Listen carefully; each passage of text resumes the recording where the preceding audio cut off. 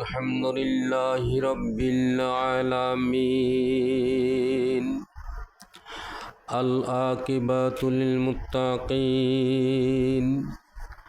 الصلاة والسلام على رسوله محمد وعلى آله وصحبه أجمعين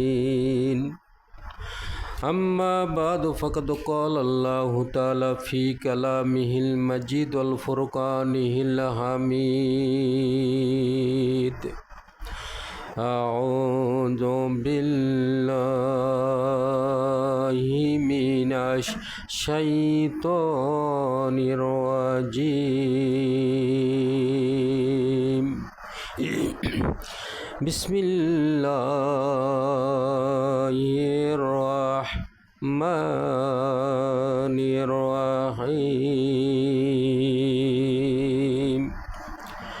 ربنا آتنا في الدنيا حسنة وفي الآخرة حسنة وقنا عذاب النار أو كما قال الله تعالى في كلامه المجيد والفرقانه الحميد عامل صالحا فلنفسه ومن أساء فعليها ثم إلى ربكم ترجعون قال رسول الله صلى الله عليه وسلم الدنيا مزرعة الآخر হাজরান মজলিস দর্জন সালাম দিচ্ছি। আসসালামু আলাইকুম রহমতুল্লাহ। আল্লাহর শুকর আদা করছি যে আল্লাহ তাআলা পবিত্র বস্তুতার মাঝে মাহে রমজানের শেষ জুমা জুমাতুল বিদা শেষ জুমায় আমাদেরকে জুমার নামাজ পড়ার উদ্দেশ্যে মসজিদে সুস্থ শরীরে যে আল্লাহ তাআলা আনালেন, এই আল্লাহ তাআলার দরবারে শুকরিয়াতান আদা করেছি, সবাই বলছি আলহামদুলিল্লাহ। সেই সাথে প্রাণপ্রিয় নবীর প্রতি দরুদ, জেনার জন্য আমরা আজকে কোরআন পেয়েছি, জেনার ওসিলায় 30টি রোজা পেয়েছি, জেনার জন্য লাইলাতুল কদর নামে মহামান্বিত রাত পেয়েছি, জেনার ওসিলায় আমরা মুসলমানের পরিচয় দিতে পাচ্ছি। সেই নবীর প্রতি দরুদ সবাই বলি সাল্লাল্লাহু আলাইহি সাল্লাম। প্যারে হাজিরিন, মাহে রমজান দেখতে দেখতে নদীর স্রোতের মতো, যেরকম নদীর স্রোত দিন দিন ভাটির দিকে চলে যায়, সর্ব অবস্থায় পাড়ি চলতে আছে, তদ্রূপ দেখতে দেখতে মাহে রমজানের শেষ প্রান্তে আমরা পৌঁছে গেছি। হয়তো আর 2টা রোজা অথবা 3টা রোজা হতে পারে। আজকে জুমাতুল বিদা হতে পারে, আপনি আমি আপনার আমার জীবনেরও শেষ জুমাও হতে পারে। শুধু রমজান মাসের জুমাই শেষ নয়, আমাদের জীবনেও হতে পারে আজকের জুমাটা শেষ জুমা হতে পারে। এই জন্য শেষ জুমায় আল্লাহ তাআলা আনালেন, এই আল্লাহকে খুশি করার জন্য আরেকবার শুকর আদা করছি, সবাই বলছে আলহামদুলিল্লাহ। রমজান মাস অত্যন্ত ফজিলতের মাস, অত্যন্ত গুরুত্বপূর্ণ মাস, কোরআন বিজয়ের মাস। যে মাসে কোরআনুল কারীম আল্লাহ নাজিল করলেন, যে মাসে একটি নফল ইবাদত করলে ফরজের সমতুল্য সওয়াব দেওয়া হয়, যে মাসে একটি ফরজ ইবাদত করলে 1 রাকাত নামাজ পড়লে আল্লাহ রাব্বুল আলামিন 700 গুণ পর্যন্ত সওয়াব দিয়ে থাকেন, বলে সুবহানাল্লাহ। সেই মাস, অফারের মাস, আমাদের মাস থেকে বিদায় হয়ে যাচ্ছে। প্যারে হাজিরিন, রমজান মাস পেয়েছি, কিন্তু রমজান মাস আমাদের কি দিল, কি শিক্ষা লাভ করলাম, রমজান মাস আমাদের কি উপহার দিল, একটুকু চিন্তা করেছি কিনা? প্যারে হাজিরিন, রমজান মাস আমাদের কাছে শিক্ষা দিয়ে যাচ্ছে যে রোজা থাকা অভ্যাস আল্লাহ তাআলা করায় দিলেন রোজার মাধ্যমে। এরপরে রোজা শিক্ষা দিচ্ছে রাতের নামাজ বেশি বেশি করে নামাজ পড়া, যেটা তাহাজ্জুদের নামাজ। এরপরে শিক্ষা দিচ্ছে কোরআনুল কারীম বেশি বেশি করে তেলাওয়াত করা। এরপরে শিক্ষা দিচ্ছে তাকওয়া, ইত্তাকুল্লাহ, আল্লাহর ভয় মাহে রমজান থেকে আমরা পেয়েছি। এরপরে মাহে রমজান থেকে আরও বড় শিক্ষাও পাচ্ছি ধৈর্য। ইফতার সামনে আসছে, যতক্ষণ মুয়াজ্জিন সাহেব নামাজের জন্য আহ্বান দেবেন না, যতদিন সূর্য অস্তমিত যাবে না, ডুববে না, ততক্ষণ পর্যন্ত খাওয়া নাড়তেছি, ধৈর্য ধারণ করতে আসি। এই সবুর শিক্ষা দিচ্ছে রমজান মাস। রমজান থেকে আরও শিক্ষা পাচ্ছি, যেটা ঈদের দিনেই, ঈদুল ফিতরের দিনের আগেই নামাজের পূর্ব মুহূর্তে আমাদেরকে সাদকাতুল ফিতির আদা করতে হয়। দান এবং সাদকা আল্লাহ তাআলা এই রমজানের মাধ্যমে আমরা শিক্ষা গ্রহণ করতে পেরেছি। প্যারে হাজিরিন, আজকে দেখতে দেখতে মাহে রমজান যেহেতু শেষের দিকে, হতে পারে আমি আপনি, আপনার আমার জীবনেরও শেষ কোন মুহূর্তে, কখন রুহ নামে সিম কার্ডটা আল্লাহ রাব্বুল আলামিনের হুকুমে যে আজরাইল মালাকাল মউত নিয়ে যায়, যখন সিম কার্ডটা বের হয়ে যাবে, রুহ নামে সিম কার্ডটা আল্লাহ রাব্বুল আলামিনের ফেরেশতা নিয়ে যাবে, তখন আপনার দেহের 5 পয়সা মূল্য নাই। কোরআনুল কারীম আল্লাহ রাব্বুল আলামিন শিক্ষা দিয়েছেন সর্ব অবস্থায় আমার কাছে পানা চাও, দোয়া করো। যারা শুরুতে বললাম রব্বানা আতিনা ফিদ দুনিয়া হাসনাতাও ওয়া ফিল আখিরাতি হাসনাতাও ওয়া কিনা আযাবান্নার, বলে সুবহানাল্লাহ। আমরা শুধু মুনাজাতের বেলায় ইমাম হুজুর দোয়া করেন রব্বানা আতিনা ফিদ দুনিয়া হাসনাতাও ওয়া ফিল আখিরাতি হাসনাতাও ওয়া কিনা আযাবান্নার, কিন্তু দোয়াটা কি বলা হচ্ছে? এখানে বলা হচ্ছে দুনিয়ার হাসনা দান করো, পরকালে হাসনা দান করো, এবং জাহান্নামের আযাব থেকে, গজব থেকে আল্লাহ আমাদেরকে পরিত্রাণ দিয়ে দাও। এই হাসনা শব্দের অর্থটা কি? কিতাবে পড়েছি হাসনা শব্দের অর্থ অনেকগুলা, তার মধ্যে কয়েকটা নোট করে নিয়ে আসছি। 1 নম্বরে হাসনা শব্দের অর্থ হচ্ছে উত্তম, যা উত্তম, যেটা ইহসান বলা হয়। এটার 1 নম্বর হচ্ছে কোরআন আমরা পেয়েছি। আল্লাহ রাব্বুল আলামিন আমাদেরকে খুশি করে, আমাদের উপর রাজি হয়ে অন্য নবীর উম্মত না বানায়া আমাদের শেষ জামানার নবীর উম্মত বানাইছেন ইসলাম, এবং শুধু উম্মত করেননি, আমাদের উপরে কোরআন নাজিল করেছেন, আমরা কোরআন পেয়েছি। 1 নম্বর এটা হাসনা। 2 নম্বর হাসনা হচ্ছে কোরআন শিক্ষা করা। আজকে কোরআন শিক্ষার থেকে আমরা অনেক পিছিয়ে আছি। 3 নম্বর হাসনা কোরআন শিক্ষা করে এই কোরআনটাকে বাস্তবায়ন করা, জীবন থেকে আরম্ভ করে প্রতি সেক্টরে কোরআনকে বাস্তবায়ন করা। এই কিন্তু কোরআনকে বাস্তবায়ন করা আমাদের মধ্যে সর্বোপরি অভাব, বাস্তবায়ন করতে চাচ্ছি না। আমরা কোন খেলোয়াড়, কোন প্লেয়ার, কোন নায়ক কিভাবে চলছে তাকে অনুসরণ করছি।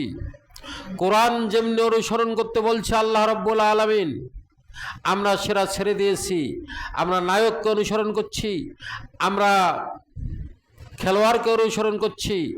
আল্লাহ রাব্বুল আলামিন বললেন যে তোমাদের উত্তম আদর্শবান হিসেবে আমি একজন নবী প্রেরণ করলাম। এই নবীর আদর্শের মধ্যেই উত্তম আদর্শ নিহিত আছে, সেই নবীকে অনুসরণ করো।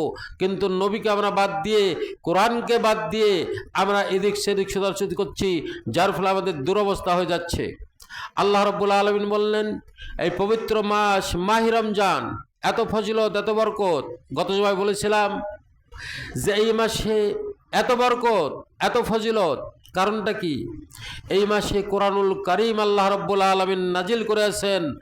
আজকে শেষ জুমা, জুমাতুল বিদা, আরো সুখবর, শুধু জুমায়াতুল বিদায় নয়, এই আজকের এই দিনটা হচ্ছে লাইলাতুল কদর। খায়রুম মিন আলফি শাহর, 1000 মাস ইবাদত করলে যে সব, তার চেয়েও হাজার হাজার গুণ বেশি সব লাইলাতুল কদরে আল্লাহ যদি বান্দারা যদি ইবাদত করে কাটাই দিতে পারে, বলি সুবহানাল্লাহ। প্যারে হাজিরিন, হাসনার আরো দিক পেয়েছি, কোরআনকে বাস্তবায়ন করা। এরপরে হাসনার দুনিয়াতে আরেকটা দিক পেয়েছি, সেটা হচ্ছে পিতা মাতার খেদমত করা, বলি সুবহানাল্লাহ। আল্লাহ রসুল মসজিদে নববীর মধ্যে মেম্বারে পা দিচ্ছেন, এমন সময় আমিন বললেন, দ্বিতীয়বার আমিন বললেন, তৃতীয়বার আমিন বললেন। সাবাস মান্না হতভম্ব হয়ে গেলেন যে ইয়া রাসূলুল্লাহ, আমরা কেউ কিছু বললাম না, আপনিও কিছু বললেন না, হঠাৎ করে আমিন বললেন। আল্লাহ রাব্বুল আলামিনের হাবিব, রহমতের নবী, তিনি জানাই দিলেন, যে সাহাবারা, আমি যাহা দেখি তোমরা তা দেখো না, আমি যাহা শুনি তোমরা তাহা শোনো না, আমি যা বুঝি তোমরা তাহা বোঝো না। এই মুহূর্তে জিবরাইল আমিন আল্লাহর পক্ষ থেকে মেসেজ দিল, যে ব্যক্তি পিতা এবং মাতাকে জীবন দশায় পেয়েছে, একজনকে অথবা দুইজন কাকে, কিন্তু পিতা এবং মাতার হক আদা করতে পারে নাই, সন্তুষ্টি অর্জন করতে পারে নাই, তার জন্য লানত। এই জন্য আমি সেটাকে সার্টিফাই করলাম, আমিন বললাম। আল্লাহ যদি লানত ঘোষণা করেন আর আমাদের দয়াল নবী, রহমতের নবী যদি সেটা সমর্থন করেন, পৃথিবীর কোনো নেতা কোনো নেত্রী নাই সেটাকে ওভারটেক করে উড্র করে নিতে পারে। তো হাসনাতে আরেকটা আমরা জিনিস পাইলাম যে পিতা মাতার খেদমত করতে হবে। হাসনা শব্দের অর্থ হচ্ছে দুনিয়াতে আরেকটা, যে আল্লাহর ভয়। ইত্তাকুল্লাহ লাআল্লাকুম তাত্তাকুন, যা আশা করা যায়, ওজা তো এই জন্যই ফরজ করেছি যাতে করে বান্দারা আমি আল্লাহর ভয় তোমার ভিতরে পয়দা হয়ে যায়। হযরত ওমর ফারুক আজম ইত্তাকুল্লাহ লাআল্লাকুম তাত্তাকুন, এই কথাটা বুঝাতে যাইয়া ইবনে কাবকে বলছিলেন যে কাব, বলো তো ইত্তাকুল্লাহ আল্লাহর ভয়টা কিরকম। কাব হযরত ওমর ফারুক আজমকে বলল যে চতুর্দিকে তারকাটা দিয়ে ঘেরা আছে, কিন্তু কোনো কারণে আমাকে ভিতরে ঢুকতেই হবে। খুঁজতে খুঁজতে পাইলাম ছোট একটা জায়গা, কোনো রকম ঢোকা যায়। এই জায়গা দিয়ে ঢুকতে গেলে আমাকে অত্যন্ত আঁটো হয়ে, যাতে করে বেশিভাবে জোরালোভাবে ঢুকতে গেলে উপরে কাটা লাগতে পারে, নিচে তার কাটা আছে, ডানে বামে তার কাটা আছে, এই তার কাটা লাগতে পারে। এই জন্য তার কাটা যাতে আমার গায়ে না লাগে, যেভাবে আঁটো হয়ে আমি ঢুকতে পারবো, এর নাম হচ্ছে তাকওয়া। প্যারে হাজিরিন, তো হাসনা শব্দের অর্থ আরেকটা পাইলাম যে তাকওয়া। এরপরে আমরা বলি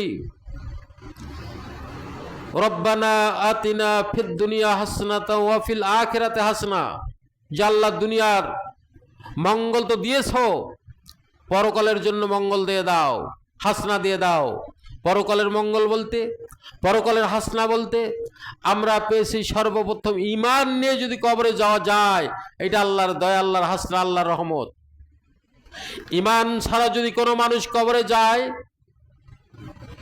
যাওয়ার সাথে সাথে জাহান্নামের দরজা খুলে যাবে, জাহান্নামের যত গজব চলে আসবে। এই জন্য হাসান বসরি এবং আবেয়া বসরি দুইজনে বিয়া করেন নাই, দুইজনে সাধক। তো এক পর্যায়ে হাসান বসরি আবেয়া বসরিকে প্রস্তাব করলো যে আমি তোমাকে বিয়া করতে চাই। ভালো করে বোঝেন। আবেয়া বললেন ঠিক আছে, বিয়ার প্রস্তাবে রাজি হয়ে গেলাম, কিন্তু আমার মধ্যে যে একটা ভয় কাজ করতেছে, এই ভয়টা যদি ছেড়ে দিতে পারো তাহলে বিয়াতে বসবো। তো বলুন কি ভয়? বলে আমি ঈমান নিয়ে কবরে যেতে পারবো কিনা এই ভয় হয়। যখন গভীর রাতে আল্লাহর দরবারে আমি দরখাস্ত পেশ করি, আমার মৌতের কথা স্মরণ হয়ে যায়, তখন আমার প্রতিটা লোম থেকে ঘাম বের হয় শুরু হয়ে যায়, আমি অস্থিরতা ভাব অর্জন করে ফেলি। ও মহতারাম বন্ধুবর, তুমি যদি আমাকে বিবাহ করতে চাও আমার দুঃখ নাই, কিন্তু আল্লাহর ভয়, এই যে মৌত হবে, মৌতের ভয়, ঈমান নিয়ে কবরে যেতে পারবো কিনা এইটা যদি আমার অন্তর থেকে দূর করে দিতে পারো, তাহলে তোমার বিয়াতে আমি রাজি হতে পারবো। হাসান বসরি বলল যে ম্যাডাম, এই চিন্তা তো আমারও তো এই চিন্তা। আজকে কোনো মানুষ, সে গরিব হোক আর কোটিপতি হোক, চৌকিদার হোক আর দফাদার হোক, প্রতি অবস্থায় যদি মানুষের চিন্তা থাকতো যে মৌত যে হবে, মালাকাল মৌত যে আসবে, কখন আসবে, কোন সময় আসবে যদি জানি না, এই মৌতের সময় আমি ঈমান নামের দৌলত নিয়ে কবরে যেতে পারবো কিনা, আল্লাহর আদালতে হাজিরা দিতে পারবো কিনা, এই চিন্তা যদি মানুষের মধ্যে থাকে, আল্লাহর জাতের কসম করে বলছি, একটা মানুষ থাকতো না, সবাই আল্লাহর ওলিতে পরিণত হয়ে যাইতো। বলি সুবহানাল্লাহ। তো হাসনা শব্দের অর্থ আমরা পাইলাম, পরকালে যেগুলো আল্লাহর তাআলা বলছেন হাসনা কি কি জিনিস, সেটা 1 নম্বরে ঈমান নিয়ে কবরে যেতে পারবো কিনা। 2 নম্বর হাসনা হচ্ছে কবর। কবরে 3টা প্রশ্ন হবে, তোমার রবকে। 2 নম্বর প্রশ্ন হবে, তুমি কোন বিধান মেনেছো, কালমাস লেলিল না মানুষের কোনো মতবাদকে স্বীকার করেছো। এরপরে প্রশ্ন হবে, হাজার রাজুলন রসুল চলে আসবেন, যে এটা লোকটাকে তুমি চেনো। যখন মানুষকে দুনিয়াতে প্রেরণ করা হয়নি, আদমকে সৃষ্টি করা হয়নি, দুনিয়াতে পাঠানো হয়নি, তার হাজার হাজার বছর আগে লৌহ মাহফুজে রূহ জগতে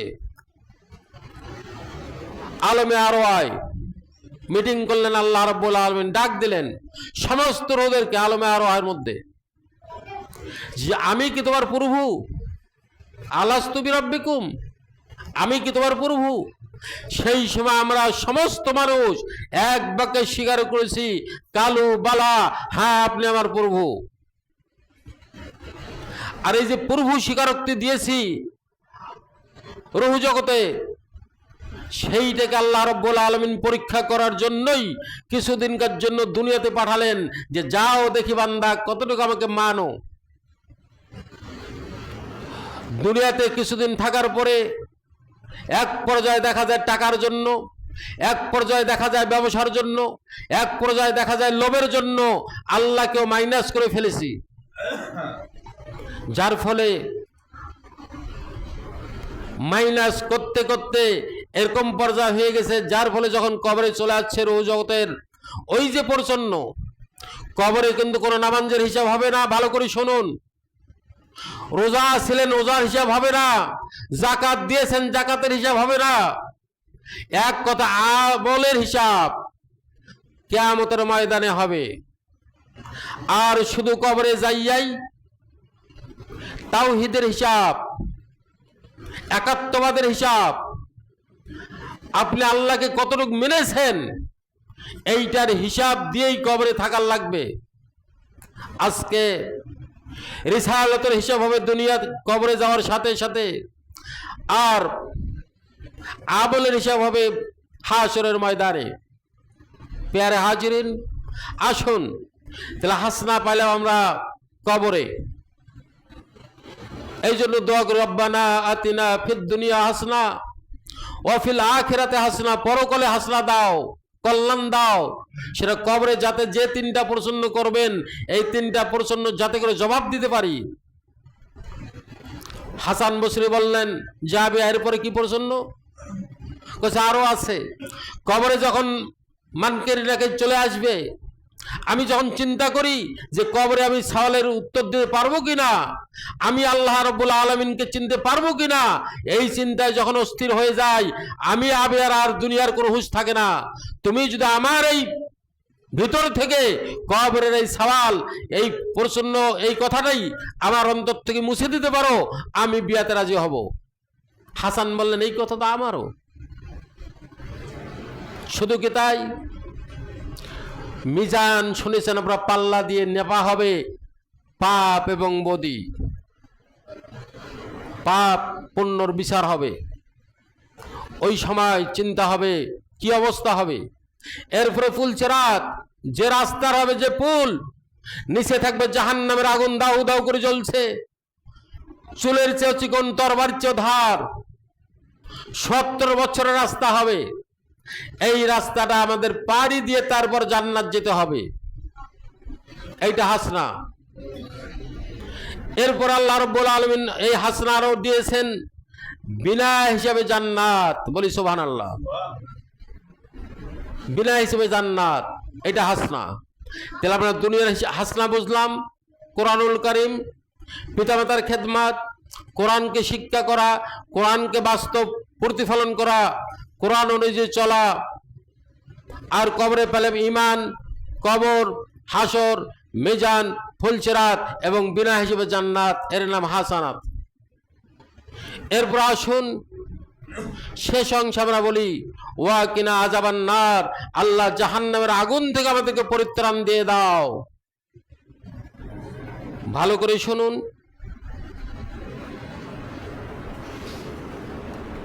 সূরা হুমাযায় আছে যে হুমাযা একটা জাহান্নামের অংশ, যেটা আগুন দিয়ে প্রজ্বলিত। ডানে আগুন, সামনে আগুন, পিছনে আগুন, উপরে আগুন, চতুর্দিকে আগুন বেষ্টন করে আছে। এই জাহান্নামে কারা থাকবে? যারা গীবত করে, পরনিন্দা করে, চকলখুরি করে, বিশেষ করে এই মোবাইল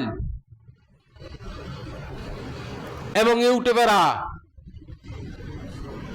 কত বক্তাকে কাটছাট করে, কত কি করছে, এরা সেই হোতামা নামে জাহান্নামে যাওয়ার লাগবে। পেয়ারে হাজিরে আসুন,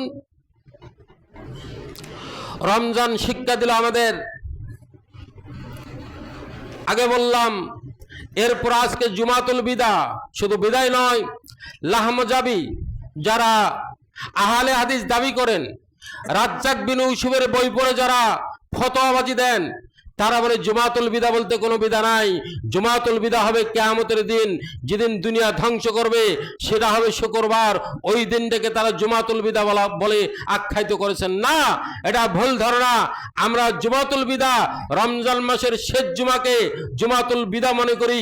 এই দিনটাতে আল্লাহ রাব্বুল আলামিনের অশেষ রহমত, অশেষ বরকত, এমনি জুমার দিনের যে একটা ফজিলত, সেটা তো আছেই আছে। রমজান মাসের শেষ জুমার জন্য আল্লাহ রাব্বুল আলামিন অগণিত রহমত দান করেছেন। এই জন্য জুমাতুল বিদা এই দিনটাকে বলা হয়। পেয়ারে হাজিরিন, জুমাতুল বিদা হতে পারে আপনার জন্য, আমার জন্য। রমজান মাসের যেহেতু জুমাতুল বিদা, আপনি আমার জন্য হতে পারে জীবনের শেষ জুমা হতে পারে। এই জন্য সমস্ত অপকর্ম কাজ ছেড়ে দিয়ে আল্লাহর রজুকে আঁকড়ে ধরি, আল্লাহর কোরআনুল কারীমকে আঁকড়ে ধরি, আল্লাহ রসুলের দেওয়া বিধান, দেওয়া আদর্শকে আমরা আঁকড়ে ধরি। তাসিমু বিহাবলিল্লাহি জামিয়া, সমস্ত মতভেদকে বাদ দিয়ে কেবলমাত্র শুধুমাত্র একটাই কোরআনুল কারীম এবং রসুলের হাদিস, রসুলের আদর্শকে আমরা আঁকড়ে ধরি। আল্লাহর হাবিব বিদায় হজে স্পষ্ট ভাষণে বললেন যে আমি তোমার জন্য দুইটা জিনিস রেখে গেলাম, একটা আল্লাহর কালাম, আর একটা আমার আদর্শ, আমার সুন্নাহ। এই কোনো মানুষ, সে নারী হোক আর সে পুরুষ হোক, সে ধনী হোক আর সে গরিব হোক, সে চৌকিদার হোক আর দাফাদার হোক আর প্রেসিডেন্ট হোক, এই দুইটা জিনিস যদি কেউ রাখে, আঁকড়ে ধরতে পারে, সে দুনিয়াতে হাসনা পাবে, পরকালে হাসনা পাবে, সে হাসতে হাসতে জান্নাত চলে যাবে। বলি সুবহানাল্লাহ। পেয়ারে হাজিরিন, আর একটা আয়াত পড়েছি, আমিলা সালিহান ফালিনাফসিহি ওয়া মান আসা ফালাইহা সুম্মা ইলা রাব্বিকুম তুরজাউন। এখানে আল্লাহ তাআলা বললেন আমিলা সালিহান, যেটা ভালো কাজ করেছো, দান সদকা করেছো, ভালো কথা, নামাজ পড়তে আসছো, ভালো কথা, এর যা পাবেন কোনো সন্দেহ নাই। ফালি নাফসিহি, এটা নিজের জন্য। যা ভালো কাজ করেছো এটা তোমার জন্য, তোমার নিজের জন্য দান করেছো, তুমি নিজে সব পাইবা। নামাজ পড়েছো নিজের জন্য, কোরআন তেলাওয়াত করেছো নিজের জন্য, সেজদা দিয়েছো নিজের জন্য, এটা তুমি পাবেই। ওয়ামান আসা ফালাইহা, আর যেটা খারাপ কাজ করেছো এটারও যা তোমাকে অক্ষরে অক্ষরে এর প্রতিদান পেয়ে যাবেন। তাহলে বোঝা গেল ভালোটাও তোমার জন্য, মন্দটাও তোমার জন্য। এরপরে 2 দিন বা 3 দিন পরে ঈদ উল ফিতর, দেখা যাবে অনেক মুসলমান রমজান মাসে যেরকম আগে আসছিলেন নামাজে, তারাবিতে, চেহারিতে যেরকম আল্লাহর উপর আগ্রহ ছিল, যেদিন মাশাআল্লাহ ঈদ হবে দেখা যাবে তার ওই দিন থেকে আল্লাহকে বাদ দিয়ে পাপের কাজে আমরা নিমজ্জিত হয়ে যাব। কেন? আল্লাহ রাব্বুল আলামিন ঘোষণা দিয়েছেন ঈদ হচ্ছে ওই ব্যক্তির জন্য যে ব্যক্তি রোজা ছিল, যে ব্যক্তি সদ্গায় ফিতরা দেয়, যে ব্যক্তি আল্লাহকে মানে, যে ব্যক্তি রাসূলের বিধান মানে, যে ব্যক্তি রোজা ছিল, যে ব্যক্তি তাহাজ্জুদ পড়ে, যে ব্যক্তি চিহরি খেয়েছে, যে ব্যক্তি তারাবি পড়েছে, কোরআন তেলাওয়াত করেছে, সেই ব্যক্তির জন্য ঈদ। ঈদের আনন্দ অন্য মানুষের জন্য ঈদের আনন্দ নয়। আসুন আল্লাহ যেন সবাইকে বিস্তারিত কথা শোনার এবং বোঝার এই সংক্ষিপ্ত করে শেষ করার তৌফিক